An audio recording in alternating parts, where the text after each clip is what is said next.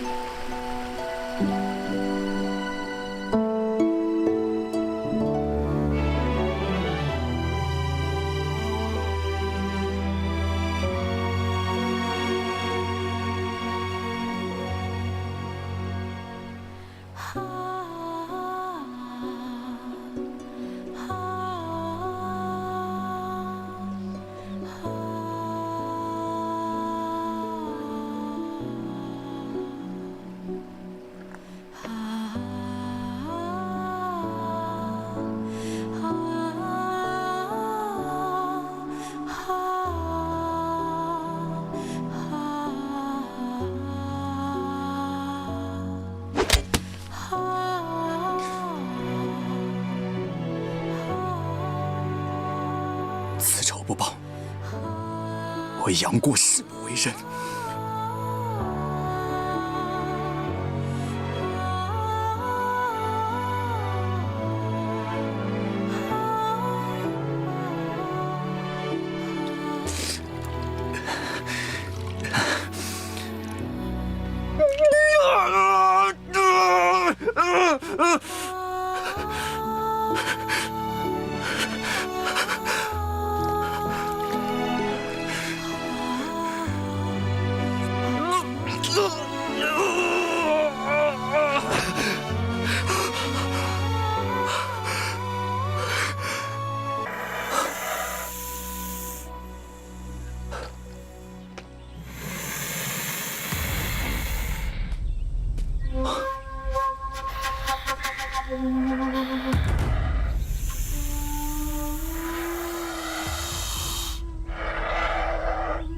好一招诱敌之计。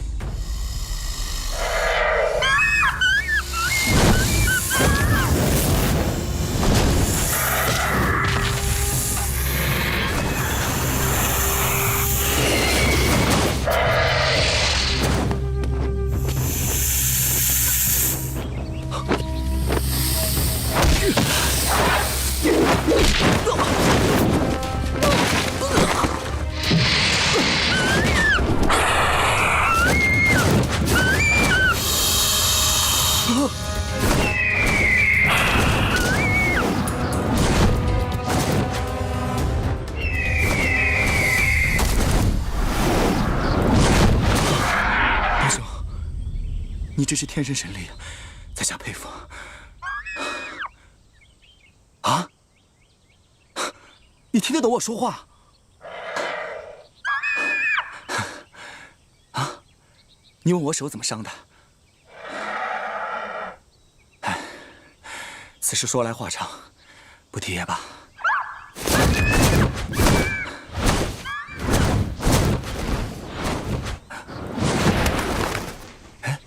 你嘴里叼的是什么呀？啊！这是蛇胆吧？哇，好腥啊！你让我把它吃了？也好，你可能是我临死前交到的最后一个朋友了。我听你的。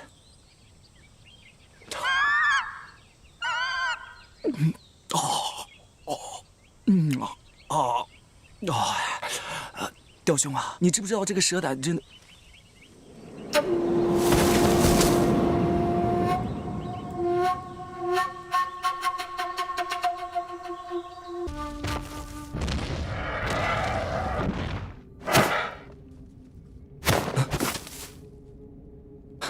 这些水果是给我吃的。哼！啊！哎，不是很疼啊。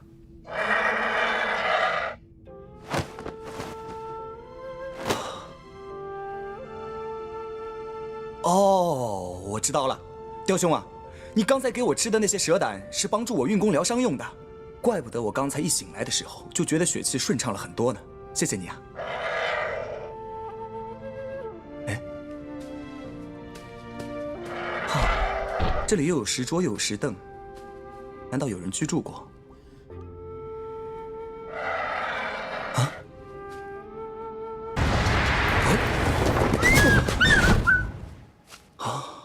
哦，雕兄啊，要不是你逼我一把，打死我也不敢下来。啊？剑种，剑魔独孤求败，既无敌于天下，乃埋剑于此。呜呼！群雄束手，长剑空令，不亦悲乎？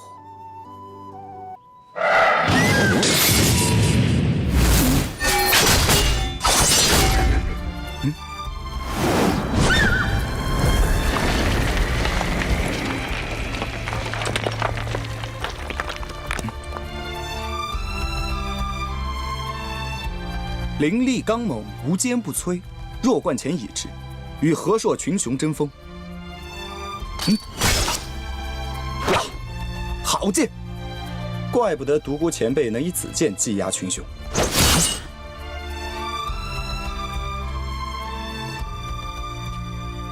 此为软剑，30岁前所用，误伤义士不祥，悔恨无已，乃弃之深谷。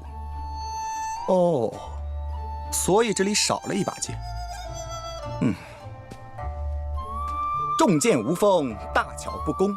40岁前持之，横行天下。啊？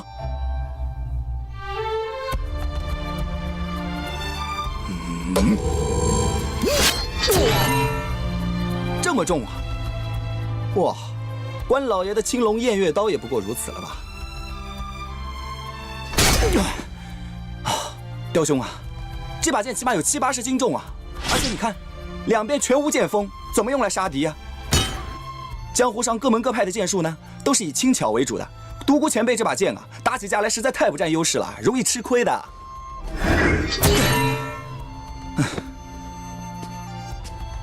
咦，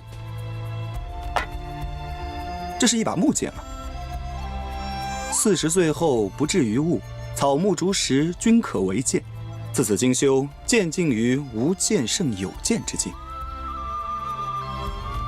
唉，独孤前辈的武功真是登峰造极，像我这种无名小辈，怎么跟他比呀？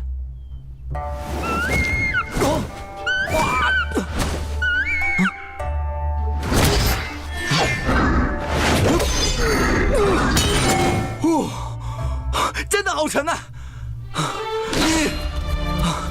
雕兄啊！你要使这把重剑啊！哼，哼，你，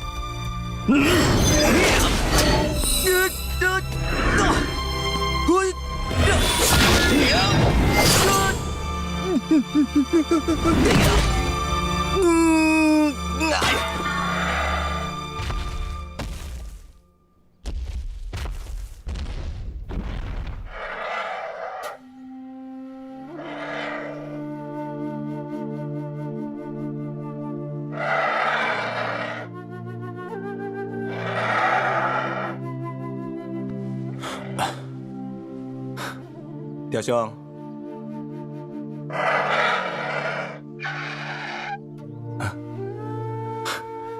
你让我吃蛇胆呢？既然我们现在已经是知己好友了，那你的一番美意，我又怎能拒绝呢？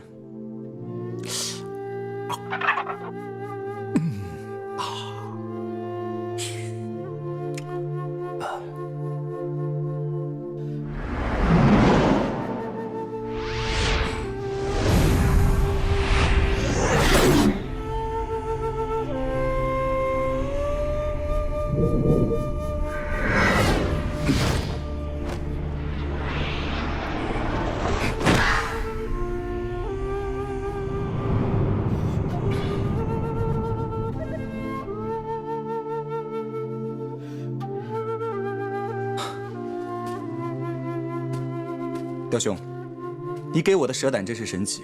我吃了以后呢，平常气息不易走到的穴道都变得畅通无阻，体内的剧毒每次发作的时候也变得越来越轻。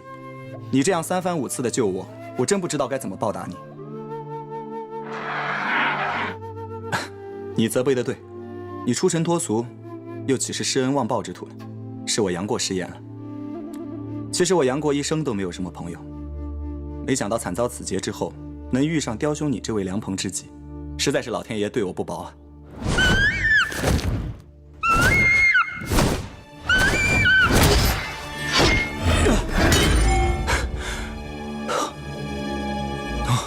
雕兄啊，你不是要跟我比试吧？我是个无名小卒啊，你是前辈，我肯定不是你的对手了。既然你那么有雅兴的话，那我杨过奉陪到底了。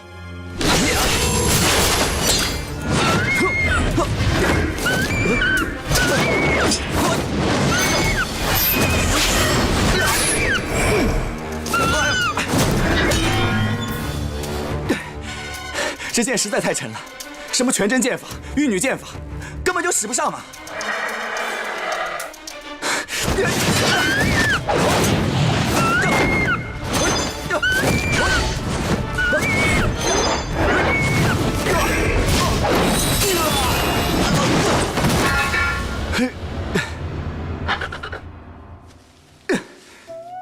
雕兄啊，你天生神力，我自然不是你的对手了。你总不能把我当做独孤前辈吧？哎，杨过啊杨过，你怎么变得这么没有用啊？雕兄长期伴随独孤前辈，瞧他扑着屈退间，隐隐然有武学家术，多半独孤前辈寄居荒谷，无聊之时，便当他做过招的对手。独孤前辈尸骨已朽，绝世武功变子淹没，但从雕兄的身上，或许还能寻到这位前辈大师的一些网烈遗风。算起来，雕兄也可以称得上是一个武林高手了。如今雕兄不顾身份来教你练剑，你反而畏首畏尾，哎，你对得起雕兄的一番好意吗？雕兄，我们继续练剑。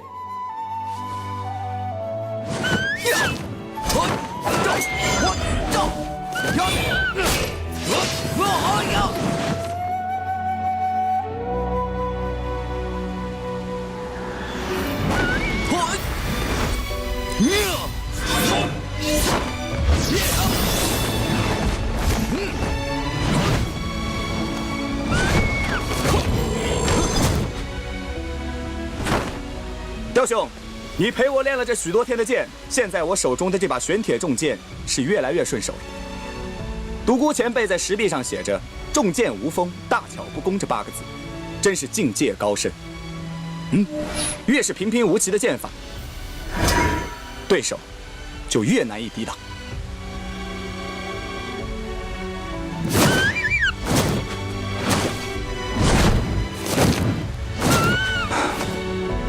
没错，若无先前在古墓练功打下的基础，今日就算有所奇遇，也绝不能达到此境地。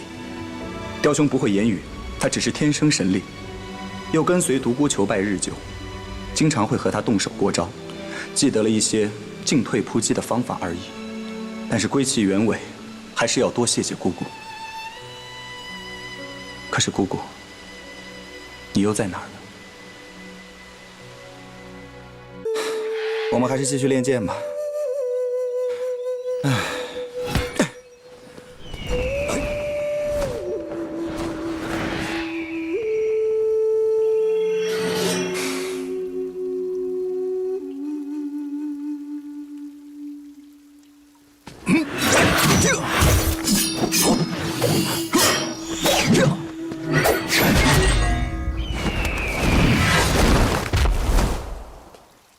雕兄，又是蛇胆。雕兄，你每天这样帮我弄蛇胆，实在太辛苦了，不如你也来一颗。好，那我不客气了。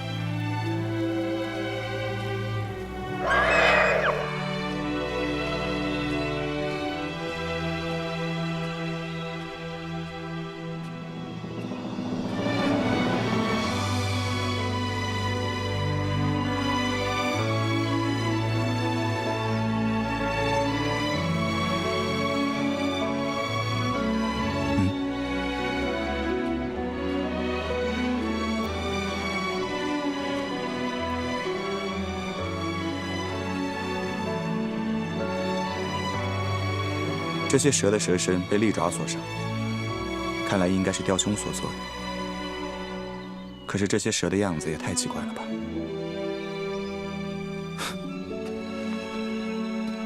雕兄啊，雕兄，你一定是吃多了这些怪蛇的蛇胆，所以呢，力气才变得这么大。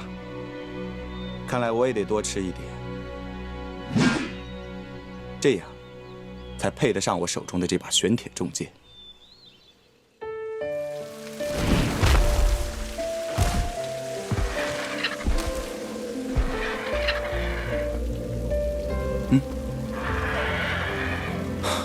雕兄啊，外面下这么大雨，还要我练武啊？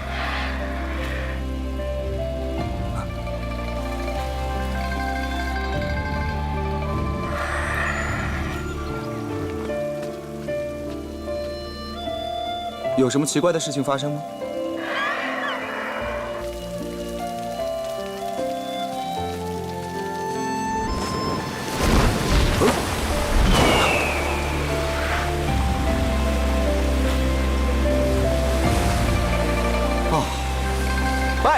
雕兄啊，你带我来这里干！哎呀！雕兄啊，你要让我在这上面练剑吗？啊，原来独孤求败昔日美玉大人，便到这山洪之中练剑。好！我要修炼长线，上兄弟。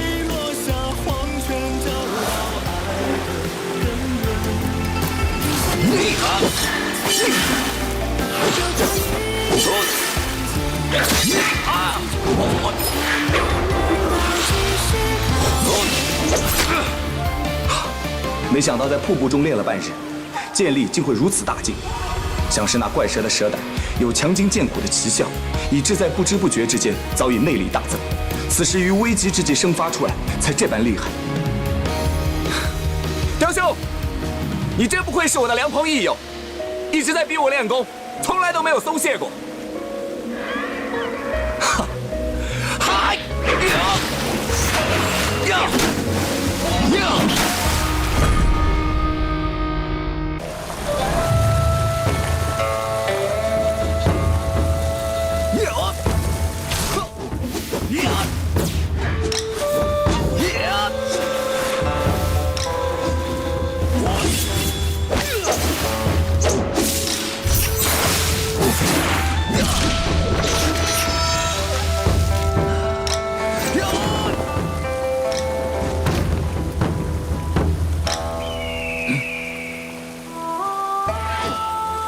雕兄，没想到我终于练成了。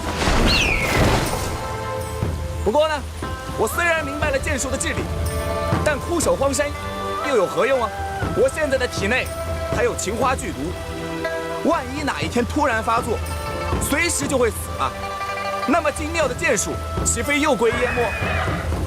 况且我在我死之前，必须要见我姑姑一面。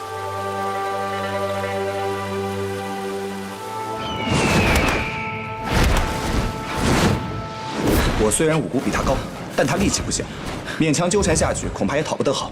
不如先躲一阵子。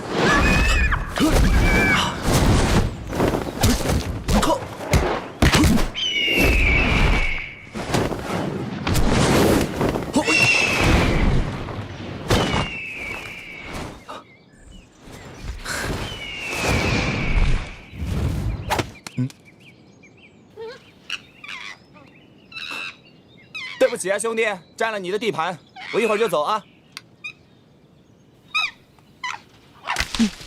哦，哈，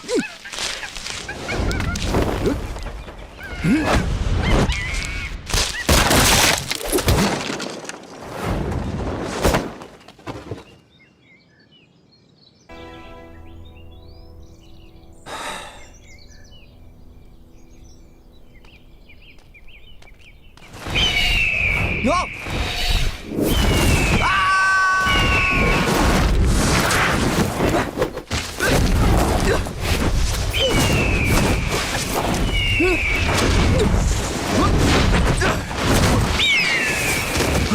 别动，雕兄啊，别追了。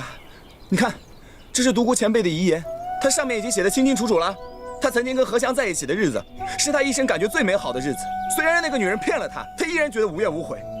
一个骗他的女人尚且如此，我姑姑对我那么好，我怎么忍心撇开她呢？实话告诉你们，我跟我姑姑在一起的日子，也是我一生当中感觉最快乐的。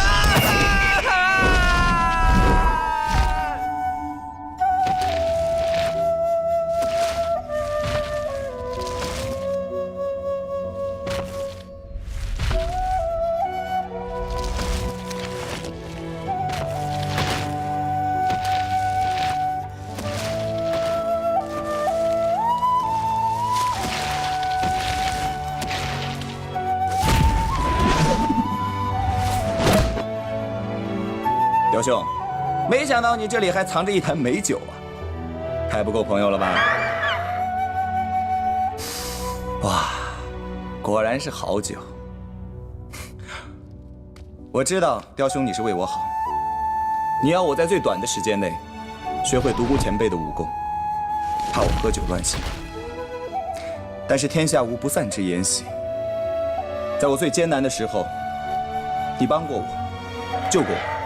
还教会我武功，我真有点舍不得你。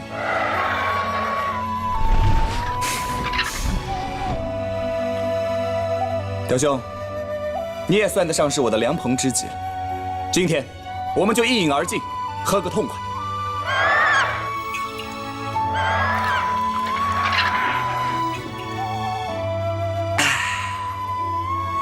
嗯。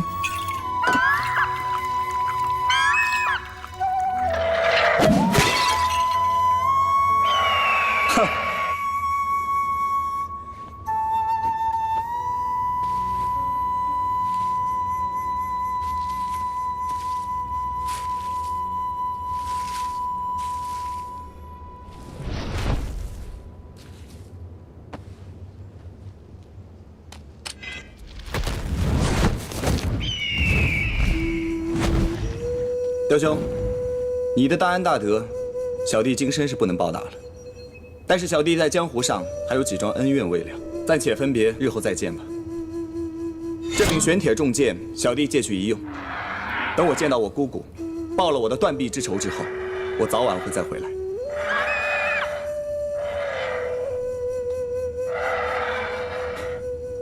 保重了。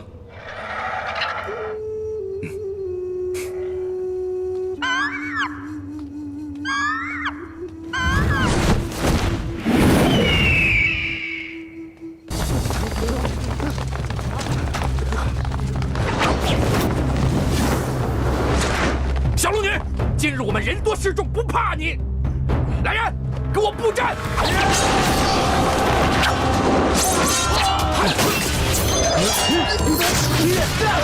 他的剑法似乎比绝情谷时更快了一些。他一人使双剑，竟然出神入化。有机会，我也要领教一教。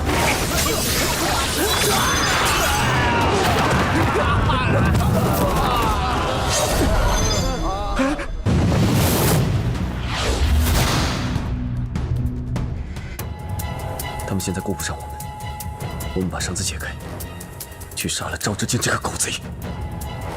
好。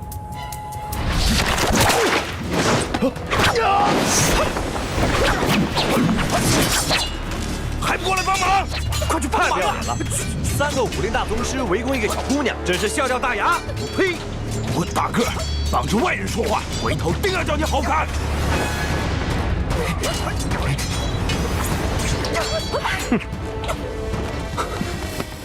赶快把大家的绳子解开，我们一起冲出去杀敌。是。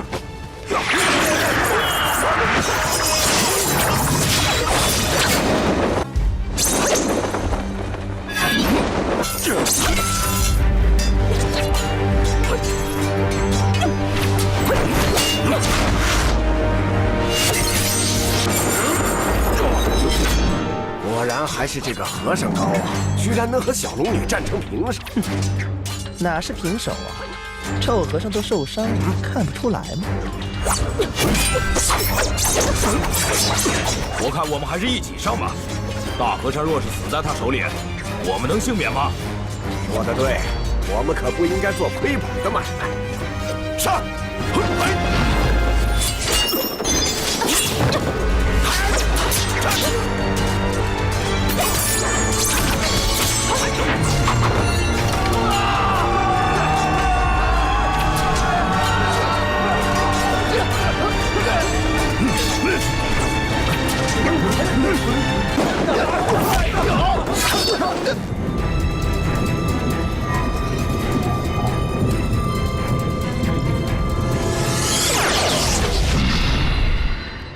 道生一，一生二，道法自然。这招七星聚会，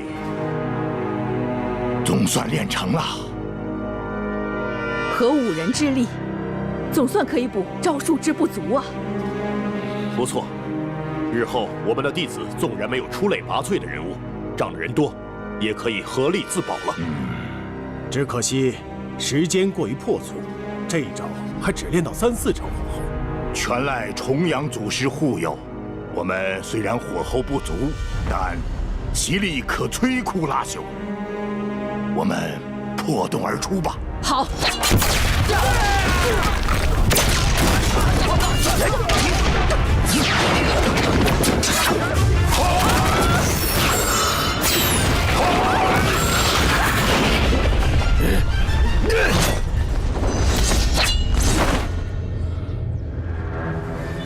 是什么人趁我们闭关修炼之时，封住洞口？此等卑劣行径，是为武林所不齿。禀掌教，是蒙古人。邱老道，哼，好久不见，别来无恙啊！贫道曾经讲过，10年之内找你清算这笔账。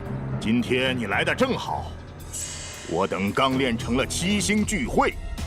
就拿你来试招吧。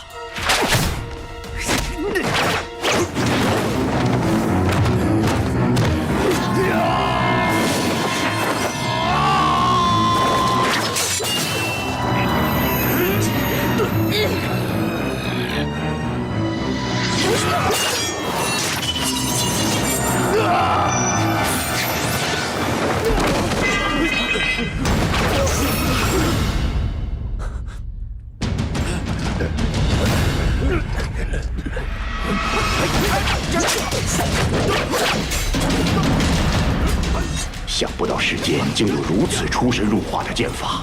罢了，原来古墓派的武功精妙若此，要想胜他，那是终身无望了。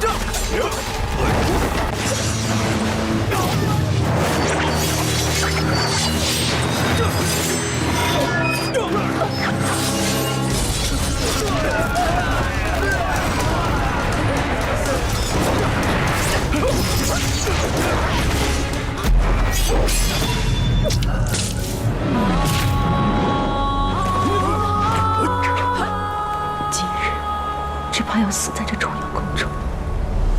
我一死又有什么可惜？只是临死之时，总盼能见过儿一面。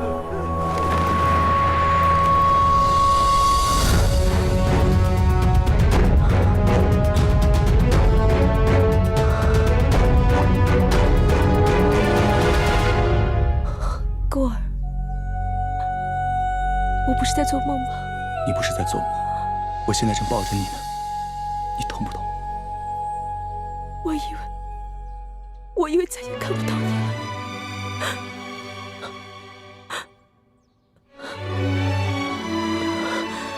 果儿，我好冷，抱紧我。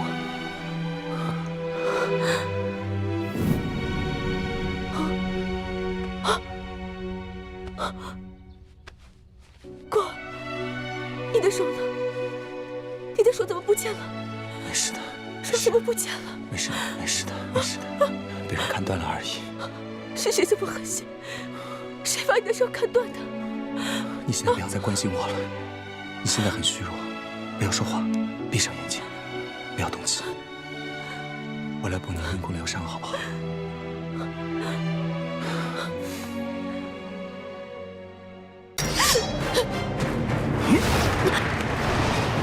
臭和尚，看招！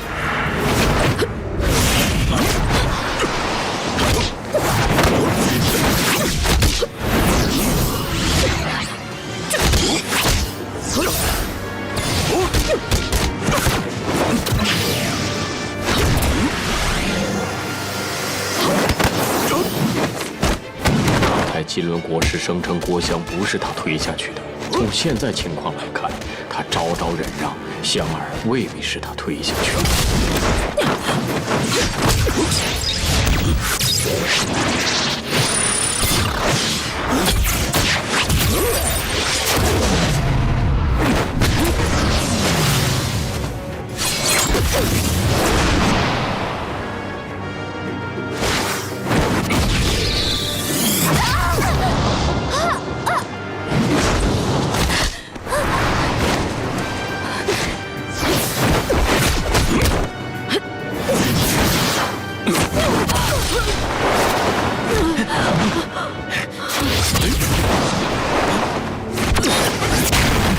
你还是留在这里吧，段王爷都已经出手了，你要是再上去，就有失段王爷的身份了。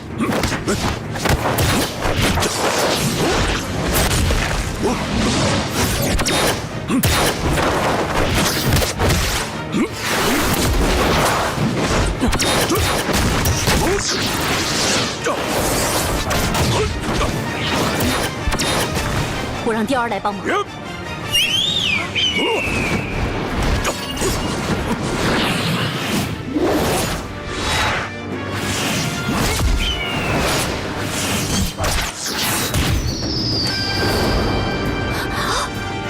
臭和尚，我周伯通今天就不跟你讲什么江湖规矩了，必须来个1、2对1，打我！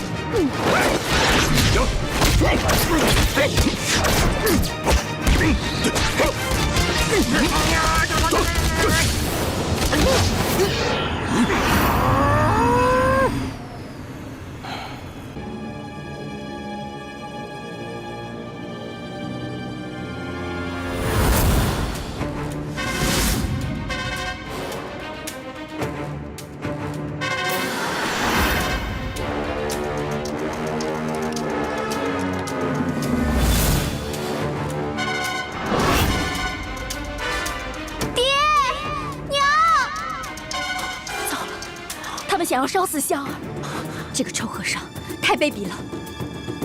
香儿别怕，爹娘一定想办法救你。郭大侠，想要贫僧放了令爱，却也不难，那要看看你有没有勇气和胆量。你有话就直说。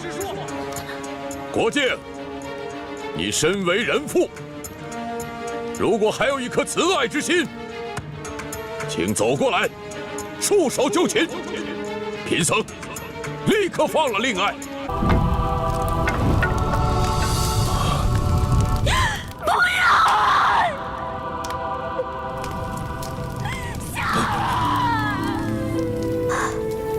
这么好玩的世界，我却快要死了。不知大哥哥这时在哪里？从谷底回来没有？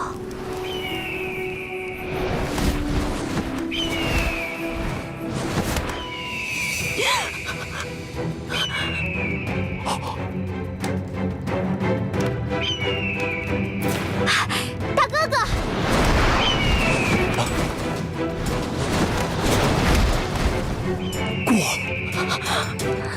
还有龙姑娘。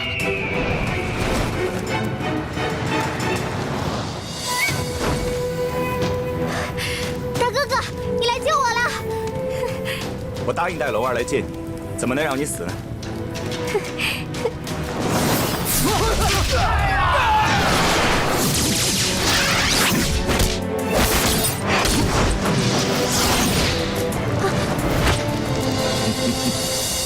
杨过，16年不见，你的功力有所长进啊！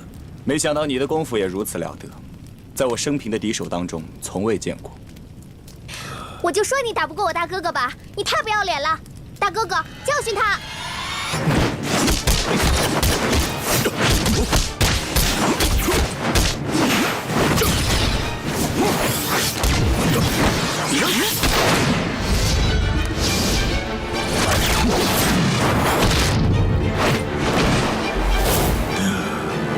我在海潮之中练功，功力足以与怒涛相抗。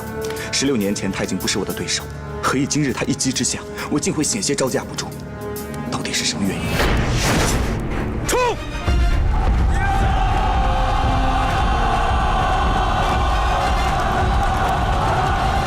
蒙古人已经乱了阵脚，我们冲过去抢回香儿。杀！杀！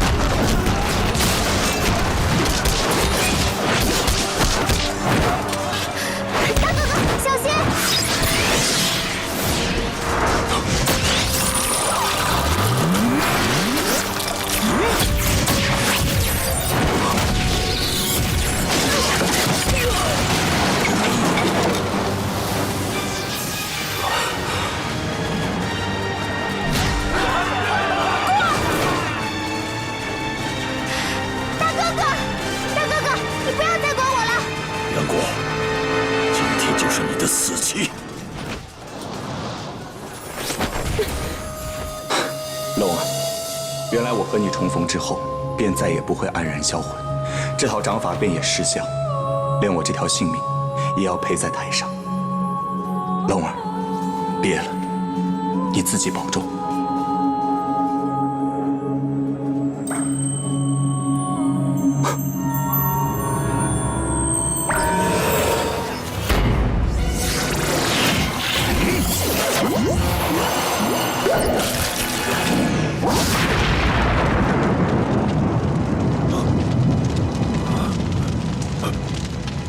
师傅，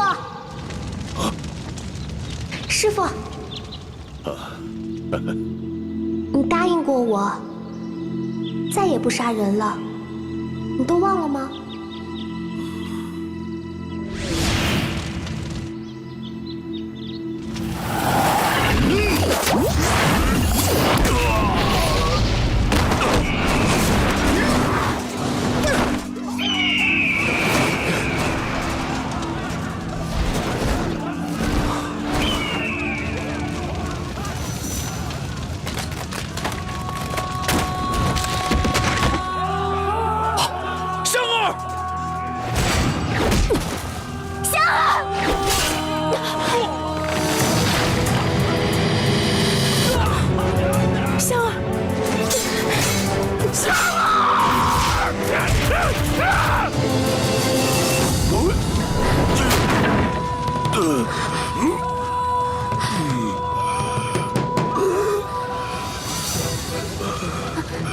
香儿，你可不可以再叫我一声师傅？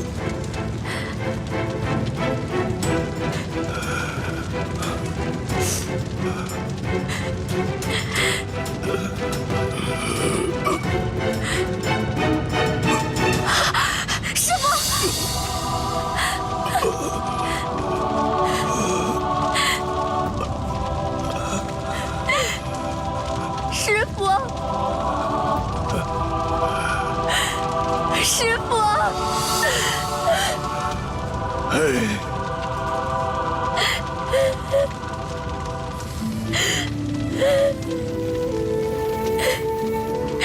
师父。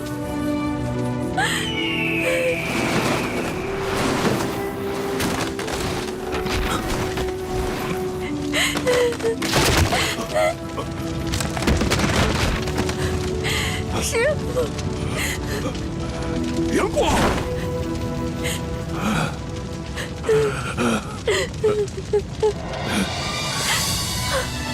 记住他！师父，师父。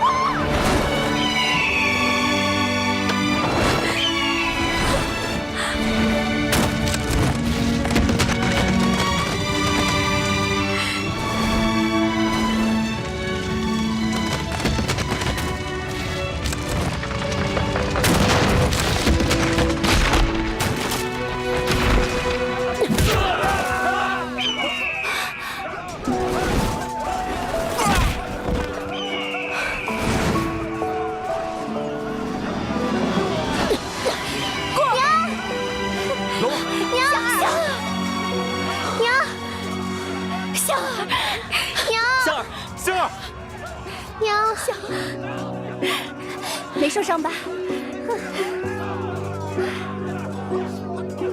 放心，我没事。把他们全部杀光，一个不留！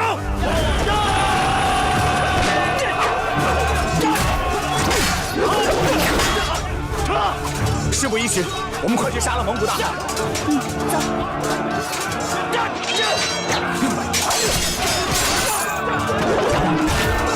大哥，救我夫君！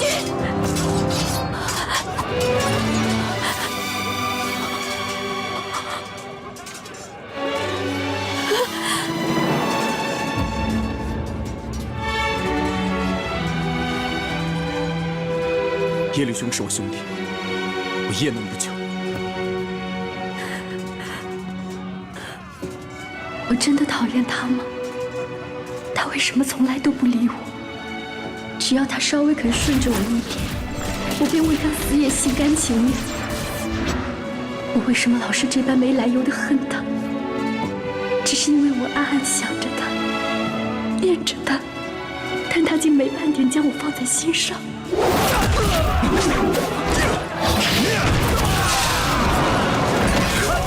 杨兄弟，多谢相救，小心！他冲入敌阵去救齐哥时，我到底担心谁更多一些？实在说不上来。他在二妹生日那天送了他3份大礼，我为什么要恨之入骨？他揭露霍度的阴谋诡计，使齐哥得任丐帮帮主，为什么我反而暗暗生气？国父啊，国父，你是在嫉妒自己的亲妹妹？我是有妇之夫，齐哥又待我这般恩爱，我为什么还要在乎这些呢？齐哥，齐哥，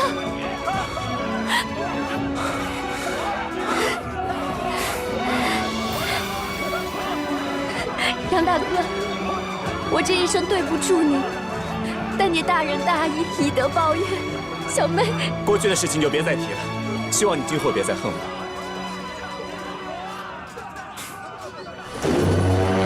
耶律兄，擒贼先擒王，一起杀了他们大汗。好，再后也没有了。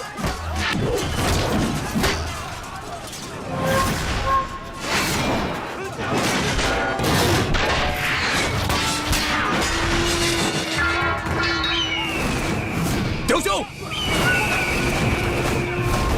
杨兄弟，接枪！放箭！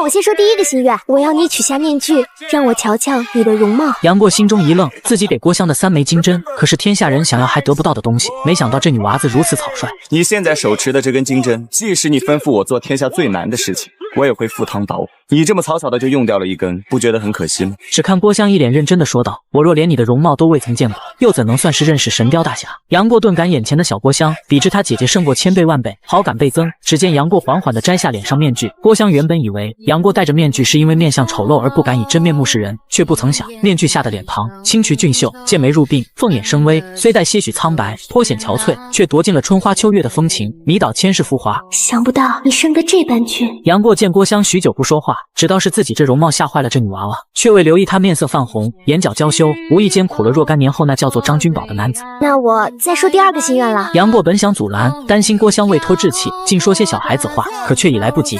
在今年9月24我生日那天，你到襄阳来陪我说一会儿话，见我一面。就这样。好，我答应你，但是我的前提是我不见你姐姐，也不见你爹娘。这自然由得你。只看郭襄又拿起第3枚金针，杨过心想自己从不轻易许人，女娃娃不知轻重，尽当儿戏。这第3个心愿我现在想不出，等我日后再告诉你。说罢，郭襄就朝屋外跑去。杨过心中感慨，一晃已是16年，自己和小龙女相约的期限也快要到了，心中不知是激动还是紧张。郭芙带着郭襄和郭破虏一路回襄阳，心中担忧郭襄当真见过杨过，试探询问，却不想郭襄对此事极为保密，还反将一军。你是不是很不喜欢那个神雕侠呀？你干嘛这么紧张他？莫非你也想见他一面？神雕大侠有什么了不起的？我没有兴趣见那种人。郭芙虽已嫁人为妻，可与杨过的往事始终是抹不去的刺痛。见郭襄口无遮拦，骂骂咧咧的找到郭靖告状。爹，他在风陵渡随一个不认识的江湖人士外出，2天2夜都没有回来。傻憨憨的郭靖听信郭芙片面之词，当得知与郭襄结交的乃是西山一哭鬼那号的人物，更是窝火。胡闹！这是你能结交的吗？小小年纪就没大没小，去回房里去，我罚你在英雄大会之前不准踏出门口半步。郭襄心中委屈，不解父亲为何对自己态度此般恶劣，却对郭芙处处容忍，手握那枚金针，满脸花痴状，心中暗想，还是大哥哥对自己最好了。此时见窗外出来一人，正是丐帮现任帮主卢有角，带着美酒佳肴安慰郭襄。卢叔叔，要是每天都有你来陪我喝酒，再加上我娘做的小菜，把我关。风陵渡口，漫天风雪，只见一女子和一群大老爷们把酒言欢，此人正是小郭襄。众人闲聊那蒙古大军欺压百姓，幸好大宋江山有那郭靖夫妇把守襄阳城。郭襄听得兴起，大声喊道：“各位江湖朋友，今天晚上喝得高兴，这里所有的酒肉全部都由我请客。”众人纷纷夸赞，小姑娘豪气得很啊！钱财是身外之物，难得今天各位赏脸嘛。此时就看一蓝衣女子过来阻止，不正是郭大小姐？过去16年，郭大小姐的脾气依旧是大得很。带回到襄阳城，我一定要把这件事情告诉爹。正所谓四海之内皆兄弟，仗义疏财没有错。我想，要是爹知道了，也绝对不会怪我的。所谓是一物降一物，即便是郭大小姐也对自己这妹妹毫无办法。来都来了，不如听听大家伙吹嘘。只看场中一男子说道：“除了郭靖郭大侠，还有一位大侠行侠仗义，将一脉祖裘荣的守城士官削去首级，还将他的头悬挂在数丈高空。”那这位大侠他是谁？又长什么模样呢？却听男子说到自己也不知他姓甚名谁，只知这位大侠只有一只手臂，他总是和一只大鸟走在一起。郭芙心中震惊，莫不是杨过回来了？双目中尽显恐惧。看来这神雕侠可真是一位至情至性的人物啊！从小到大，他一直都是个怪人。从小到大都是怪人？姐，难道你也见过神雕侠吗？见过他有什么好奇怪的？何止是我，你也见过？他还抱过你吗？郭大小姐虽嘴上说的满是不屑，心中却只想拉着郭襄赶紧回去通风报信。却看郭襄也是极其倔强，非想去见见这位神雕大侠。此刻见一绿袍男子顺意而来，小姑娘，要想见神雕侠却也不难，今晚我带你去见他便是。好啊，这位大叔真是多谢了，我会永远记得你的好心。郭芙正要出手阻拦，却看这绿袍男子身手极快，拉住郭襄就朝着屋外跑去。郭芙还未来得及看清身影，绿袍男子就将郭襄带到了一处凉亭。今天我们几个人都到齐了，那就商量一下，今天晚上怎么对付那个神雕侠。无论如何也不能损害我们西山一哭鬼的威名。郭襄为什么会出家创立峨眉派？除了杨过，金轮法王起码有一半功劳。郭襄四处找寻杨过身影，却无意中被金轮法王盯上。金轮心中所想，只要挟持住郭襄，何愁郭靖不投降？她是郭靖的女儿，真是天助我也。于是趁郭襄在树林中寻路之际，金轮双手捏合，上前搭讪。郭襄只道是游方的和尚，见其慈眉善目，放下心中芥蒂，就问他有没有见过一个断臂的男子，身旁还有一只大雕。你要找的人是不是姓杨名过？郭襄心中欢喜，想不到这大和尚竟然和大哥哥是好朋友，忙问金轮法号。贫僧珠穆朗玛。管他什么猪什么马。珠穆朗玛大师，那你知道我的大哥哥他在哪里吗？金轮哪里知道杨过身在何处，胡乱说道。杨过就在此处的一个山洞中练功，昨儿个我还和他吹了会牛，你自己找他去吧。这么多的山谷，我上哪儿去找他呀？请你说的明白一些。郭姑娘，我本来向北，这样我带你去找他好了。郭襄欣喜若狂，想不到出门遇贵人，珠穆朗玛大师真好。两人穿行树林，一路北上。此时恰逢长须鬼和大头鬼经过，见郭襄竟与金轮法王在一块，大惊失色。郭二姑娘，你怎么和金轮国师在一起？他不是金轮国师，他是珠穆朗玛大师，是爹爹的好朋友。他要带我去找我的大哥哥去。二小姐，快过来！那和尚不是好人，神雕峡在南边，他怎么带你向北啊？是啊。金轮见两人竟然坏自己好事，二话不说，腾空跃起，一手一个擒住两人咽喉，一路推去。长须鬼二人却毫无反手之力，可见这龙象般若大成之威。片刻，大头鬼便一命呜呼。姑娘快跑，别管我！贺和尚，你快放了这个长须鬼，姑娘随你去就是了。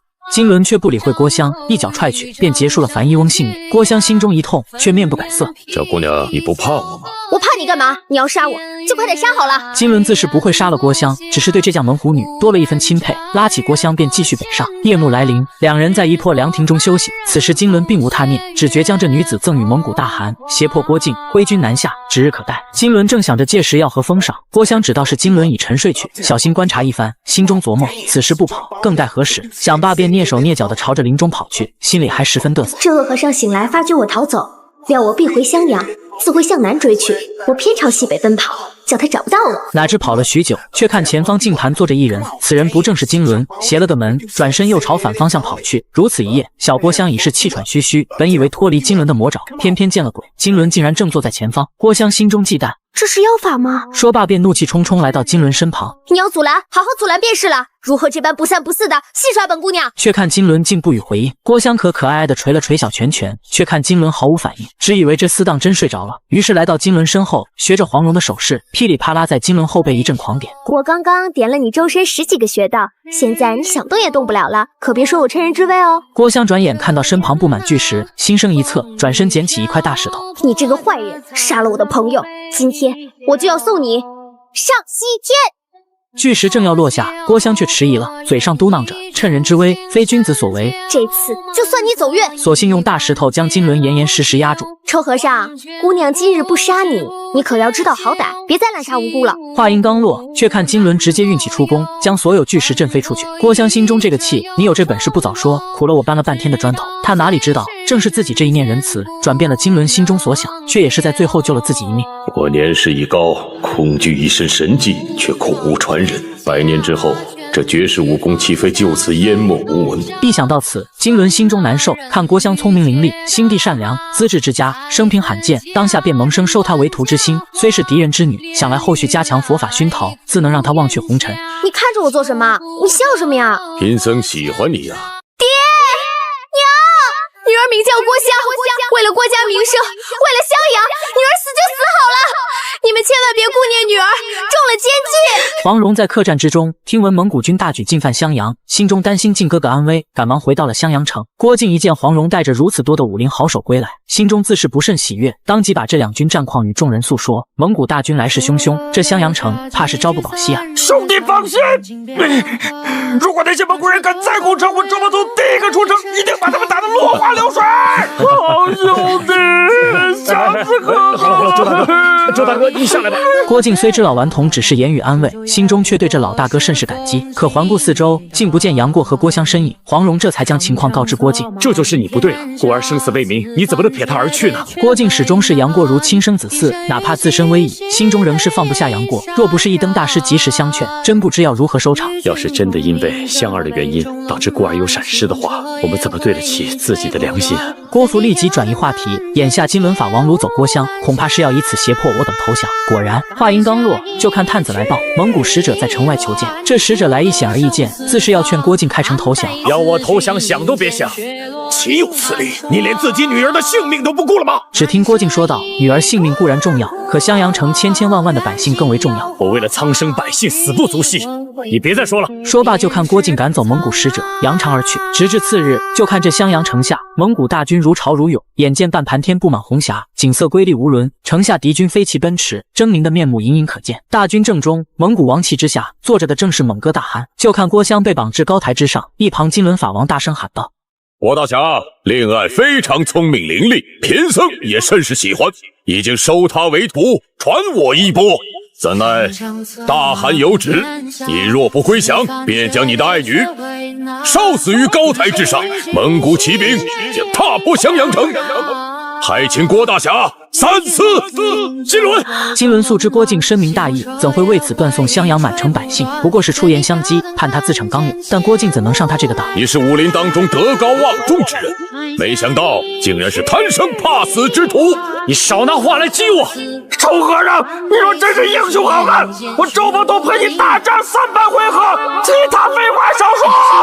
如今两军阵前交锋，又岂会单打独斗？老顽童见金轮不予搭理，忙让黄蓉出主意。可黄蓉见爱女危难，此刻哪里有那神机妙计？只看金轮转身开始对郭襄忽悠：“你若不劝你父亲投降，我便从1数到10，届时怕你性命难保。”你爱数不数？别说从1数到10，你且数到1000、10000试试。郭襄直接怒斥金轮：“论武功，你打不过我父亲，打不过我外公，更是打不过我大哥哥，只知道欺负弱小，将我绑在此处，无耻至极。”我只是觉得你挺可怜的，你一直待我不错，你我平日相处也极尽礼敬，我本该叫你师傅，可是现在你要烧死我，还要杀害我的父母，我就不能跟你客气。但是我见你糊里糊涂的，心下过意不去，忍不住要劝你一句。你劝我什么？似你这般为人，活在世上还有何意味？不如跳下高台，图个自尽吧。金轮被郭襄言语一激，竟一时不知如何答复。自己本就对这女娃娃喜爱有加，若非立场不同，又何必兵戎相对？但此时可不是心软的时候，金轮懒得理睬，只好转身又威胁郭靖，再不投降，立马放火。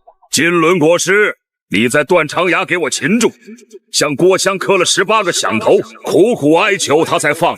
你这忘恩负义、贪生怕死之徒，还有脸面身居蒙古第1国师吗？向郭襄磕头求饶，其实并无此事。黄药师此言，本是想扰乱敌军军心，却让金轮恼羞成怒，当即开始数了起来。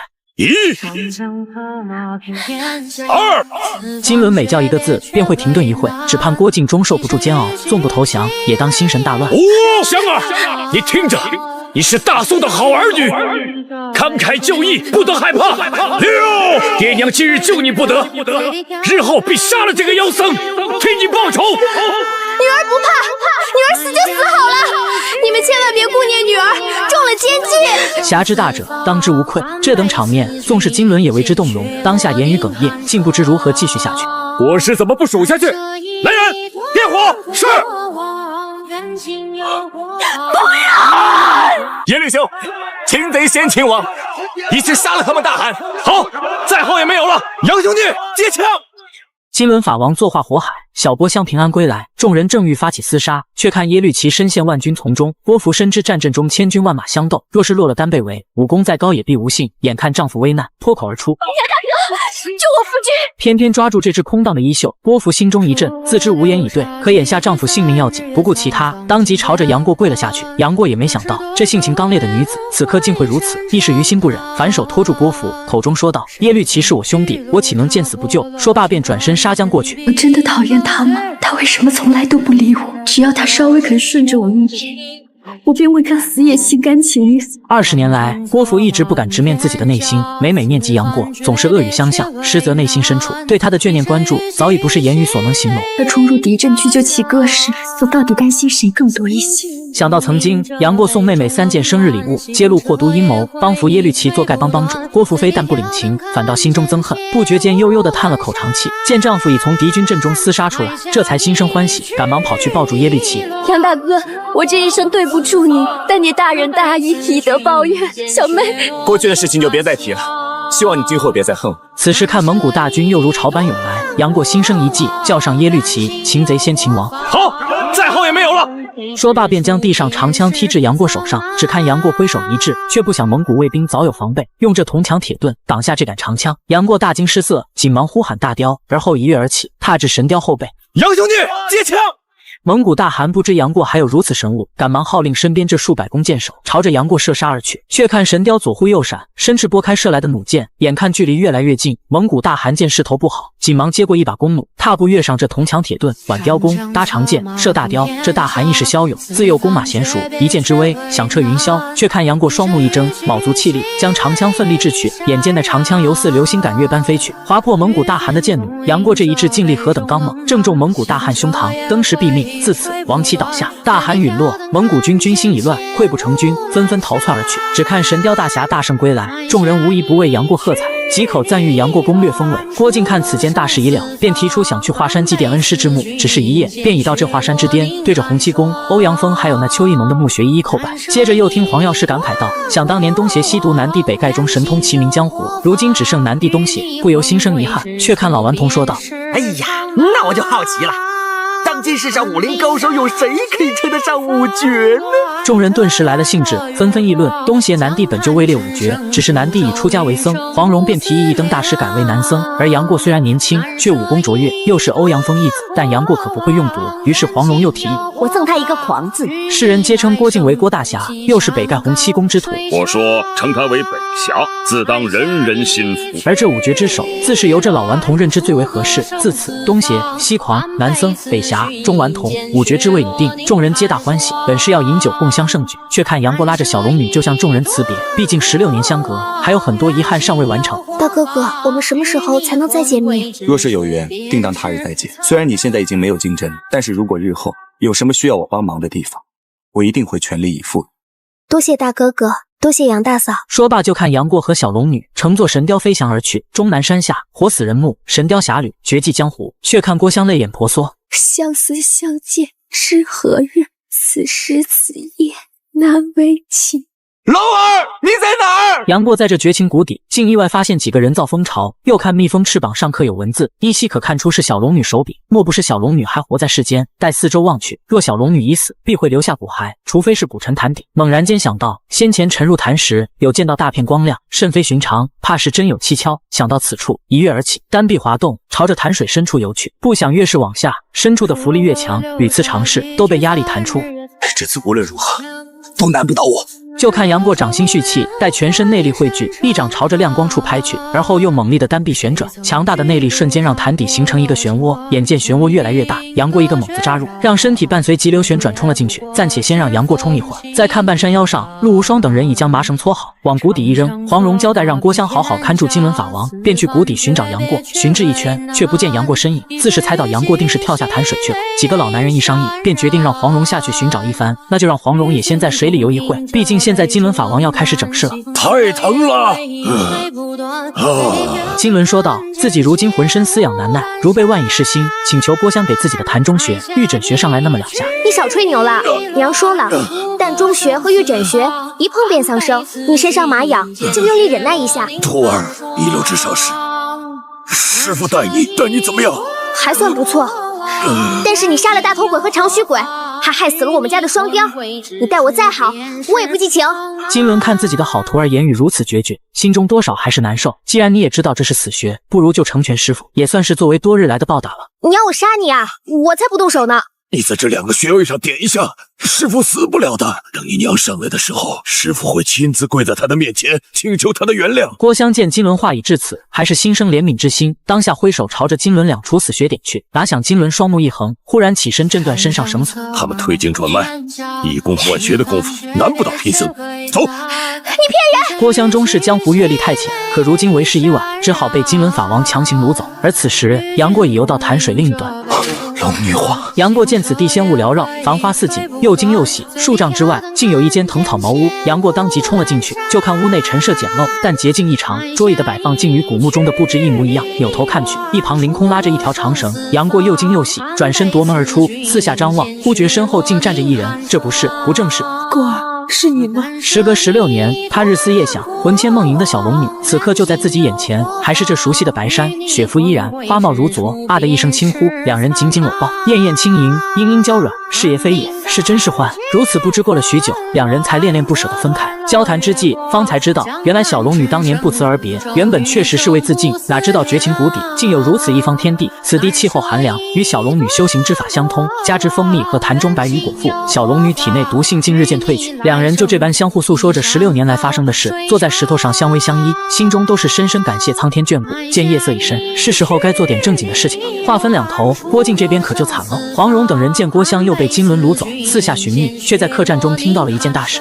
两位大哥，请问襄阳城到底发生什么事了？你没听说吗？昨晚蒙古大军偷袭襄阳城，那真是千军万马呀，又是弓箭，又是云梯，还有火流星呢。总之是战情激烈，死伤无数，打了1天1夜，蒙古人才退兵啊。那位守城的郭大侠还有没有事啊？幸亏有郭大侠呀，他带着丐帮和各路英雄豪杰拼命死守，这才保住了襄阳城。而且我还听说郭大侠还受伤了。靖哥哥受伤了。师姐，这几天我也不怕闷了。我们今天晚上不醉不归。好啊，只要我们香儿开心呐，卢叔叔以后天天陪着你。可偏偏事与愿违，第二天，卢有角收到一封密函，声称蒙古大军择日进军襄阳，邀约鲁帮主破庙议事。可一番等候，却不见一人。正当卢有角察觉事有蹊跷，就看门外走来一斗篷男子，手持金属折扇。卢有角一眼认出，此人正是霍都。是你。话音刚落，便看郭襄正在大殿中嚎啕啼哭。你起来看看我啊，卢叔叔，你不要死啊！卢有角以命丧霍都之手，丐帮众人寻遍襄阳城，却不见霍都身影。郭襄心中难受，独自在破庙中祭奠卢有角。趁今晚是你的回魂之夜，你一定要记得回来见我最后一面。话音刚落，就见门被撞开。卢叔叔，真的是你吗？幸好进来的是郭芙。郭芙怒骂郭襄不懂事理，眼下危机四伏，竟还敢独自出来。哪知话音未落，屋外又传来声响。两个小姑娘，泥魔星，郭大小姐果然好眼力，佩服。郭二小姐，西山一哭鬼奉神雕大侠之命，今天特地前来给郭二小姐贺寿。这是杨过送给郭襄的第2份生日礼物。只看这西山一哭鬼各自端着1、4方木盒，吓得郭襄以为又是血乎乎的东西。又是血淋淋的吗？那我就不敢看了。却看身旁这大头鬼呵呵呵呵，郭二小姐尽管放心，这件礼物绚烂夺目，保你欢心。只看这木盒一开，火炮冲天而起，在半空中直接炸裂，散了开来。但见满天花雨，银光闪烁，只看空中赫然写着“恭祝郭二姑娘多福多寿”。只叹是一见杨过误终身，这场烟火让16岁的郭襄一辈子都没走出来，这场芳华却或是他此生最美的风景。恐怕杨过自己都没想到，自己这一举动竟无意间造就了2个门派。烟花绚烂绽放，一瞬即一世，忽又传来一声巨响，火树银花不夜天。但见流星传讯，一个接一个，连传百里之远。看着火流星的方向，竟是南阳。只看天降火雨，南阳蒙古大营瞬间被火海包围。南阳大火，这是神雕侠给郭二小姐的第2份薄礼，烧了蒙古大军20万的粮草。郭靖心中大喜，自己数次攻打南阳都是无功而返，如今杨过只是借着祝寿之名，便让蒙古大军损兵折将，果真大快人心。却看郭靖紧忙登上英雄台，敢问出手的各位英雄，能不能全身而退？要不要我们接应啊？郭靖侠之大者，不关心战果，注重将士安危，当真是仁义过人。当得知杨过早已安排后手接应后，才放下心来。歼灭敌军先锋固然大面其威，但是毁了他们在南阳多年囤积的粮草还有火药，更是大功一件。众人还沉浸在杨过立下的硕大战功的喜悦，可身旁黄蓉却担心杨过功高盖主。各路英雄好汉，先请吧。今日蒙古大军连遭2次挫败，我们自是不胜之喜。当然还有一件喜上加喜之事，就是丐帮选出了新任帮主。果然黄蓉还是处处护着郭芙。一旁的耶律齐心中感叹，这下终于能轮到我吧。台下众人当即放声大喊。郭芙嘴角一笑，总算是当上帮主夫人了。可造化弄人，偏偏就是不能随了这老马的心愿。且慢！只看台下有一人举手阻拦，此人竟是何师我。只看何师我走上台来，耶律大爷的令尊在蒙古贵为宰相，令兄也曾位居高位。今日耶律大爷赴死重险，怎能成为本帮之主啊？此言一出，台下议论纷纷。这非我正统者，焉能同我丐帮？却看耶律齐立马狡辩，说先父命丧蒙古皇后，小可与蒙古暴君实有不共戴天之仇。何师我摆了摆手，对，你说的都对。可我丐帮帮主轮替，一要那打狗棒做传承信物，二是前任鲁帮主大仇未报，尸骨未寒。这2件大事都没有完成，你就要成为本帮帮主，未免有些太过性急了吧？叶绿齐一时语塞，幸亏一旁梁长老出来解围。虽说你言之有理，但我丐帮帮众数10万，遍布天下，不能无人为首，而寻棒除奸，更不是说办便办，也须得有人主持。却看何事，我直接打断。以弟子之见，谁人能够夺回打狗棒，谁人能够杀了霍都这个狗贼，为鲁帮主报仇，我们就奉他为主。要是霍都忽然致死，而且功夫能够在耶律大爷之上，那我们岂不是要奉他为主不成？胡说八道！霍都的武功怎么比得上他？没想耶律齐的帮主之位还未坐稳，这帮主夫人倒率先耍起了威风。别说今日耶律大爷没有成为本帮帮主，就是成为了本帮帮主，帮主夫人也不该这样当众斥责本帮弟子啊！此话一出，直接戳穿郭芙的小心思，当下也不再忍让。齐哥，你便教训教训这个大胆狂徒。贫僧喜欢你呀！你这个坏人，杀了我的朋友，今天我就要送你上西天！金轮法王到底有多喜欢郭襄？看郭襄放着绝佳的机会，却下不去手。如此好心肠的女子，让金轮这一届秃驴也是喜欢的要紧。一想到自己收的那几个废物徒弟，大徒弟虽是练武奇才，偏偏一场风寒挂了。老二达尔巴又被杨过赶回川边，霍都这小贼更是离经叛道。想到自己一身绝世武艺，这大龙象般若功却苦了没有传承。看到郭襄天资聪颖，自是起了收徒之心，当即问郭襄：“你觉得我牛掰不喽？”大和尚的本领当真不小，只可惜不做好事。何为好事？何为坏事？你羡慕我的武功，就拜我为师好了。我会把全身的武艺都传授给你。呸！我学你这和尚的功夫有什么用啊？我又不想当尼姑。郭襄真是一语成谶，虽然不是小尼姑，却偏偏做那尼姑的头。金轮见郭襄面露不屑，又继续忽悠道：“自己这武功奇妙绝伦，十足的有趣。”你一出手，便杀死了大头鬼和长须鬼2个，他们和你无冤无仇，你如何便下这毒手？金轮见郭襄只是因此事生气，倒也不恼怒，只道世人在江湖飘，技不如人，只能挨刀。你这小姑娘实在是太不懂事了。我告诉你啊，像我这样的名师，这江湖上是很难找到的。有人给我刻了300个响头，我都没有答应做他的师傅。如今我要做你的师傅，那是你的福分。羞，好羞啊！郭襄嘲讽金轮好生不知羞耻，自己可听说过你那2个徒弟被我大哥哥欺压，而你在16年前也是我大哥哥的手下败将。此言一出，自是揭开金轮伤痛，想自己归隐江湖16载，苦练龙象般若功，只为今日寻杨过，一洗当年羞辱仇。和尚爱吹牛，自夸天下无敌手。望见杨过东边来，脚底抹油朝西走。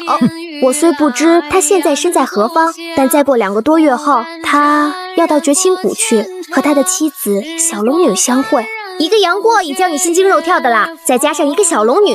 金轮一听大喜，这绝情谷位置我熟啊，你乖乖跟着我，等我打败你大哥哥，你就拜我为师。你武功要真这等高强，那我还不求着拜你为师。郭襄正愁不知绝情谷在何处，待你见了大哥哥，那时才有你受的呢。金轮带着郭襄先回到了自己的住处，一路上那叫一个宠爱有加。我问你啊，一路之上你为什么对我这么好？只看金轮一脸的慈父微笑，我这出家人无儿无女，你即将成为我的徒弟，我对你好不应是理所应当。那你真的要做我的师傅吗？啊！郭襄心想，这大和尚为人虽坏，可这功夫却不分好坏，莫不如自己先应承下此事，日后也好找机会脱身。要我拜你为师，那你得答应我一个条件。什么条件？从今以后，你不许再随便杀人了。金轮转念一想，不杀人有何难，当即就答应了郭襄。好啊，太好了！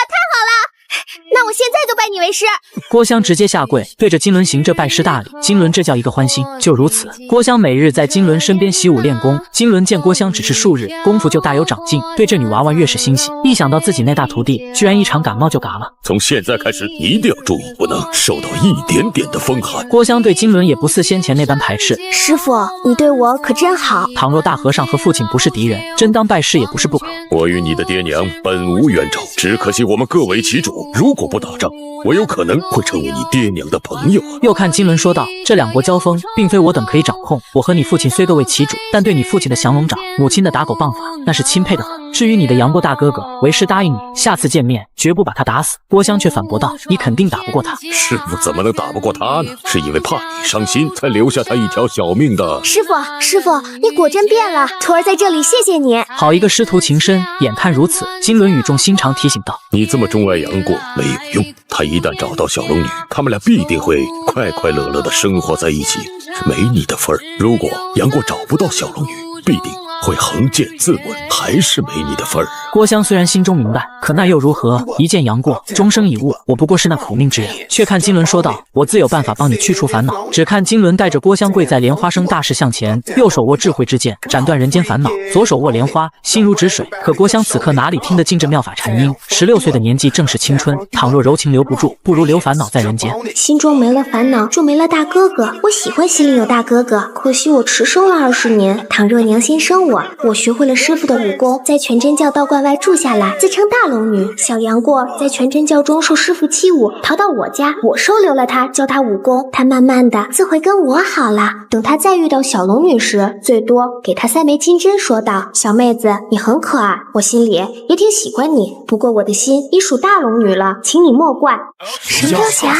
风陵渡口处相遇，一见杨过误终身。小龙女在断肠崖上留下16年后再相见。杨过心知这不过是小龙女安慰自己的话，本想跳下绝情谷一死了之，不料黄蓉却一口咬定此事为真，还搬出了南海神尼神通广大一说。想来龙姑娘这等美貌如仙的女子，神尼必定十分喜欢，收她为徒，带到南海去了。倘若小龙女16年后归来，见女已死，恐怕也绝不会苟活。杨过虽抱有疑虑，却也不敢冒险，回到剑冢与大雕消磨岁月。回想自己前半生，一柄玄铁重剑已是罕见敌手，看到石壁上独孤求败的木剑，想着独孤求败40岁后，草木竹石均可为剑，已入无剑圣有剑之境。想那16年太久，不如磨练心境，修这无剑之道。玄铁剑重于80斤，轻飘飘的木剑要能以轻制重，只有2个方法：一是剑法精奥，以快挡慢；二是内功充沛，恃强克弱。陡然之间，杨过心中灵光闪现，剑锋吹过，席卷漫天落叶，剑气袭人，凄凉肃杀之意充斥天地间。却是树枝，却似箭已出匣，长啸一声，冲天而起，木枝也化作一道飞鸿，以剑正道，元剑合一，方使大成。逼人的剑气震彻山谷。如此不知过了多少春秋，此般剑术，天下复有谁能与抗手？如今距离16年之约尚有10日，杨过决定带上神雕，除恶扬善，打抱不平，一人一雕行侠仗义，江湖人称神雕大侠。